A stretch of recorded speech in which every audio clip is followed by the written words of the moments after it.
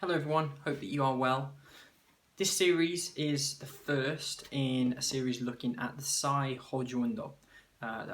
This is Okinawan Kobudo, but is common amongst pretty much all of the lineages that follow Mawashi Kobudo. So the Hojo-undo for Sai, there are 10 techniques, and we're going to spend a video analysing each of those movements so that you can pick up some ideas, some tips. Some associations will vary the methodologies behind how they do this, so if you are part of an association, obviously look at what it is they do, but hopefully some of the tips and hints in here will benefit you, whether you are completely starting out Kobudo or whether you are a more experienced practitioner. So without further ado, we're going to look at our first technique for the Hojo-undo for Sai, which is Jodan Mawashi Uchi. I hope you enjoy the series, and as always, please feel free to ask any questions down below. Hojo-undo number 1. So for the first Hojo-undo for the Sai, the movement is Jodan Mawashi Uchi. So Jodan is upper level. In this context, it's usually meant to refer to the head, although technically head is a different word. Mawashi is round, and Uchi in this context means to strike. A couple of points first, just before we do the technique. This strike can be done with a sense of Yoko-uchi, side strike, or Naname-uchi, angular. My general preference is to do it angular, to have it as Jodan Mawashi Naname-uchi, so having a slight 45 angle coming down to it, but both are perfectly acceptable. There's several variants with how this move is initiated, where it starts, and those are mostly stylistic, so they vary from association to association. There's the rationale behind each of them. I'm just going to focus on sort of most standard way initially. So when we practice Sai Hojo-undo, there are several methods. We can do it stationary on the spot, and we can do it moving forwards and backwards.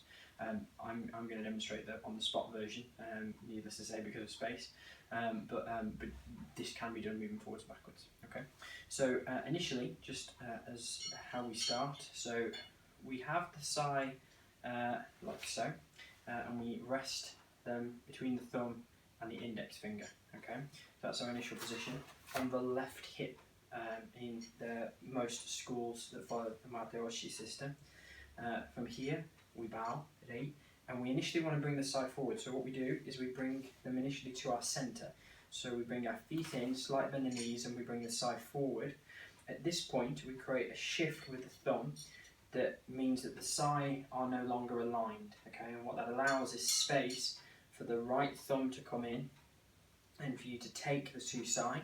You start with them in the inward position, coming forward, and then in, and then down. Now, just on this particular initiating movement, there are several variations that you should be aware of. So one common variation, which I prefer, is to drive forward and then to cross the arms. That's a personal preference. Most people that I know that trained directly with Mawashi Sensei insisted that he didn't preference that way. I like that way. That's a personal thing. But almost certainly the older methods don't cross the arms. Instead, what they do is they bring the Sai coming vertically down. They don't cross, but you should still have a feeling that is tantamount to, say, Sanshin in karate. You should get a feeling of being rooted and being quite stable at the end. So another version that's sometimes preference is that as you come in, that this is a feeling of coming over rather than a feeling of pushing out. And so from here, and then catch, and then down, would be another valid variation. The main thing I would say about the yoi position is it largely varies from group to group. So in that particular case, I would either choose a methodology that you're going to apply and understand the rationale behind why you would do it, or follow the method that's used in your association. So, rei, yoi. So we go for our first movement for the Jodan Mawashi Uchi. So from this position, what I initially want to do is to create a jumbi. So from here, we come 1. So I've done 2 things. I've created a jumbi with my left hand, which has come forward to create a space, and I've started in the action to put my left hip forward and my right hip back. as I bring the other side back, okay, just it's slightly over my shoulder, but slightly forward. So from the side profile, I'm coming to here. What I'm not doing is taking the side back past my centre line from the side. So I don't want to bring it past my shoulder line. So I don't want it to be behind me and then like to take the side forward. But when I do the action of a Jodan Mawashi, I do want to have a sense that I'm throwing the sai. So the best analogy I can give you is imagine that you're going to come forward as if you're throwing a ball, but my elbow is in, and I'm going to throw it forward like so. So from here, we're going to come in, and then come through and strike. And then we come back, and then forward again. So each,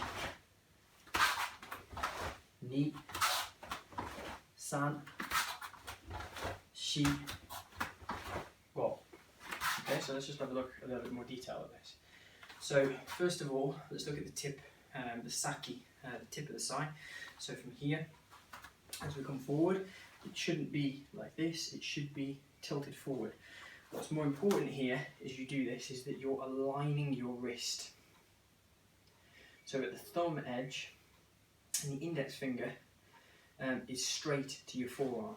So your wrist shouldn't be in any of these kind of positions, it should be stretched as if I'm stretching, pointing my finger, but obviously I don't have my finger sticking out. But that's the angle so that I'm coming through, my arm isn't aligned at the point of striking, so I'm pressing the kitsaki forward, so I'm hitting and driving in to the side of the head here, I'm tilting it forward. So and the purpose of that is really simple, it's to give the tip, which in this technique is largely where you're striking, so you have the mono Uchi, which is the shaft of the sai, and the saki, which is the tip. And a little bit like sword, your intention is not to strike with the main body of the shaft, but to strike with the sort of end bit, not necessarily the tip itself, but the sort of last, in the case of the sai, probably 2 or 3 inches. So that's the region you're looking to strike with. So you're trying to, at the end of the strike, to add just a little bit more whip and momentum through the action of the wrist at the very end, so that you're tilting it forward and making sure that that's where your power is being transmitted through, as opposed to losing the wrist and then just simply hitting with the side, so you want that additional penetration. So we've talked about not bringing it too far back. How far out should we go? So what you don't want to do is to bring the arm out so that it's in a straight line. You want the elbow to be slightly more in and this to be slightly forward, because actually what you have in the preparation is a covering movement. So my elbow is in, this is covering the side of my head, this is covering a Jodan Naname strike. So I'm covering from here, covering my head, so I can come in and come through, etc. As opposed to if I am out here at the side of my body, this is too far past my centre line again. So equally out here, my wrist is doing all of the blocking at this stage. So my elbow is in, this is tighter, so this stays in front. As I step, as my weight is coming down, I don't step and then move, but as my weight is coming down into the final part of the action, I need to get my hips to rotate, and that's when the elbow comes into the centre line and forward to take the strike in. So from this position, I'm coming, and as my weight comes down, my hips come in and strike. And then what I don't want to do again is to end with my hips being completely turned. At the end, I want to make sure that I square my hips. So I'm going to drive off my back foot, bring my hip in, so that my intent is to drive forward, not just simply to turn. And this is very common in Okinawan Bujutsu. Some schools of Mawashi will not do this, some will do it on the side. So as a variant, what you might also see is, and you'll see the body deliberately twisted, so that the body is most definitely in a hand-me position.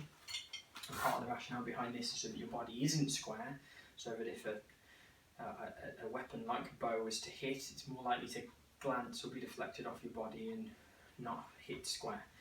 But for power generation, you don't necessarily want that. Both methods have pros and cons. I'm simply demonstrating the method that I particularly practice, and it's your choice to make informed decisions as to which method you do. So from here, we're coming in, and then we square the hips at the end. And then as we come back, two variants. So I can come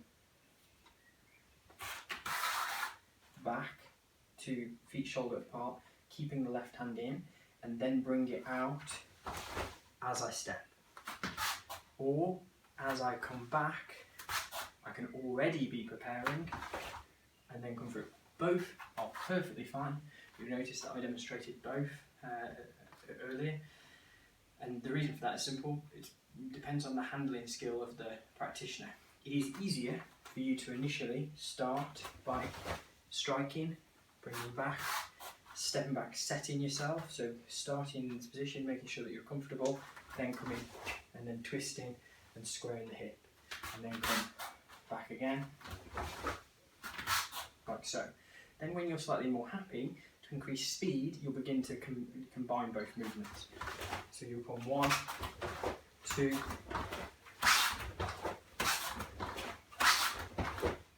and then 3. So those are the basics of our Jodan Mawashi Uchi movement, which is Hojo-undo number 1 for the sai. You will see this movement, say for example, at the end of Nicho sai as part of the combination, but that combination comes later in Hojo-undo, so we'll cover that again. You also see this in other katas such as Shimbaru no sai and Sancho sai. In Sancho sai, you have it at the end of this particular combination as you step through and strike before you thrust. In Shimbaru no sai, you see this several times, but the general target is always the same. You're always striking just for the outside corner edge of the eye, and as I said, you can do this in the name or yoko. So sometimes striking for the neck is also okay. Just depends on what you wish. But this is generally a head strike. We don't really do this coming down to the lower body. It doesn't really cause a sufficient damage to warrant that. It's not that it couldn't be done. Generally, it's not common or seen in the kata so much. So I hope you found that useful. Next video, we'll begin to cover Hojo-undo number 2, which is nice and simple, and then we will move on. I hope you found this series, just looking at the Hojo-undo of sai, helpful. If you've got any questions, please feel free to put them down in the description below, and I will do my best to answer them as much as I can. As always, stay safe, look after yourselves, see you in the next video.